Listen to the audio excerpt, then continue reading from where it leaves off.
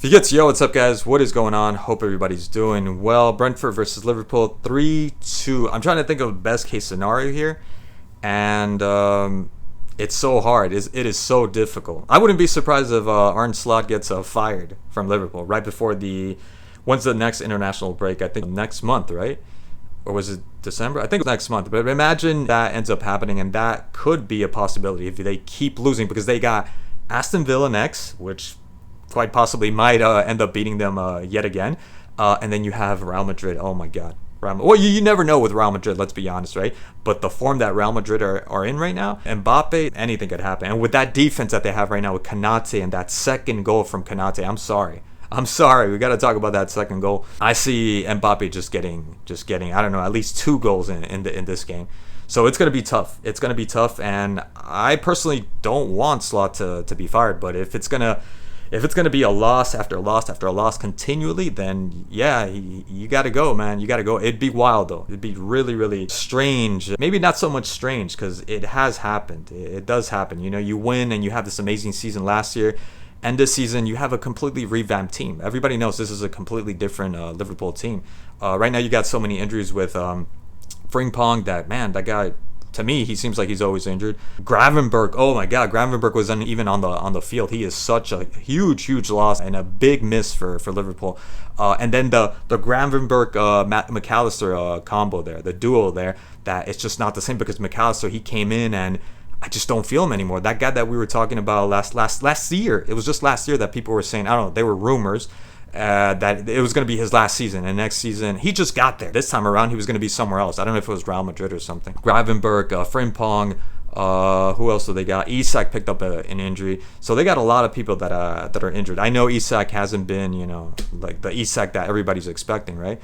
But maybe, because there's still a lot to be played during the season, maybe things change. If you got an Isak that's like at least 50% of what he used to be, half of what he used to be at Newcastle, maybe you get something going. Maybe if you get 1/5 of the Wirtz that you had at Leverkusen, that everybody talks about, he was this amazing player. Again, when I saw him in Germany, I didn't see anything that special enough to say that this guy's going to make a huge difference in a Liverpool team, a Real Madrid team, a Barcelona team. I know he was a good player. There were flashes here and there, but I never saw this prominent player. I never saw this player that could make a big difference in a big club team. To me, he was always like a mid-table player, and that was it, with potential of probably becoming something more, perhaps. So if you could get Wirtz from quit spazzing out when he has the ball and not be so timid, and the loss of confidence. You see the touch between Wirtz and Szoboszlai. I mean, especially in this game. If you watch this game and the way Szoboszlai ended up giving you these balls to the middle, not through the middle, to the middle when he was on the flanks,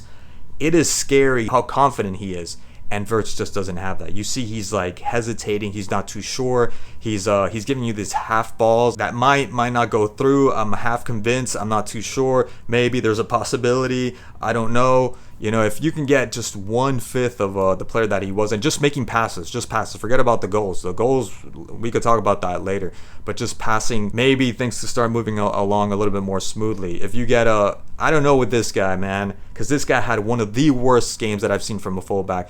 Kirkes, if you either just sub him or you relegate him all the way to the academy players, or he has a Marc Cucurella sort of a revelatory season. When Marc Cucurella got to Chelsea, I remember saying this guy needs to be shipped out. I don't know what they saw in this guy. And now he's quite possibly behind Caicedo, and sometimes alongside Caicedo, one of the best Chelsea players. Absolutely balling right now. Cucurella is balling right now. If you could have that sort of transition, that change, that flip, then yeah, you got something going, I suppose, with Kirkes, because what a horrible game. And he kept that on as soon as the second half started. 2 more bad decisions, 2 more giveaways. It was like, are you kidding me? At that point, I wasn't even pissed off. It was just secondhand embarrassment, or I just felt pity for him. I was thinking, you got to get this guy out, man. You can't keep doing this to yourself or to the team or to him. You got to get him out, man. You got to get him out. He had such a bad game. So if you can get those players, which is pretty much the newcomers, the newly arrived, then I suppose you got something going. I don't think they're gonna repeat last season and win the title. And like I said, Arsenal, man, you got to eat this up. You got to kill it while these guys are hurting. Liverpool's not going to do anything. I don't know. Manchester United look like they're climbing back up. Chelsea, you never know with Chelsea, inconsistent, but they might help you out, or they could deter you. They could stop you from winning at all. And Manchester City are another team that I haven't yet seen play, but I've been watching the highlights. I've been hearing so much about them. Haaland is back scoring goals, what he does best. So you got to slay it. Arsenal, if you guys botch this up, that's it. If there ever was a time for Arsenal to win the league, it's this year. It's definitely this year. But again, there's a lot to be played, and you never know what could happen with Liverpool. This game was absolutely atrocious. It was a horrible game on all fronts. The only positives I could say is Szoboszlai, Curtis Jones, Mamardashvili with the saves. He wasn't immaculate, he wasn't perfect, but way better than other keepers that you see that have just arrived at like a Manchester United with a Bayadere and just haven't been having a good time. Chelsea as well, between they can't decide versus Sanchez or Bergen. So Mamardashvili, to me, I think he's doing a pretty decent job, and he looked good. Yeah, there was like one or two kind of mishaps that he committed, but after that, I thought he was great, especially with the saves. That Damsgaard shot, I think it was two of them from Damsgaard. Yeah, I think it was two of them from Damsgaard. And what a save from Mamardashvili. Really, really good. I personally like Mamardashvili. And that's about it. I can't think of anyone else. So I guess the positives, like I said, Curtis Jones surprised me. Curtis Jones looked like the love child of Andreas Pirlo and Andres Iniesta. His touch was nothing short of extraordinary. The finesse, the composure, the patience. It looked like he had eyes in the back of his head, in the middle, just like knowing exactly what to do when he had the ball.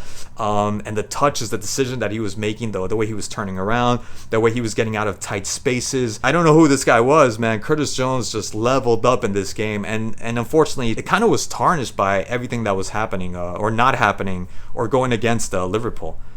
His passing was good. That through pass that he gave for Kirk is that could have amounted to something, and Kirk is just being very instinctual. It's like he can't think for himself or something. I don't know what's going on. My brother was telling me it's like they swapped his brain with a dog's brain or something. Should have gave it to Gakpo. Gakpo was by himself and ends up, I don't know, he thought the ball was going to go through the defender's legs or something like that. Curtis Jones was great, man. He was such a joy to watch. And again, it was pretty much bots, and it almost kind of went down the drain because nothing really came out of it. It was just really nice positioning, touches, long passes, switches, and that was it. But it was good. It just gives you a window into what to expect in the future, I guess, from Liverpool, and what to expect, namely, from Curtis Jones. Szoboszlai was just, again, almost damn near perfect, man.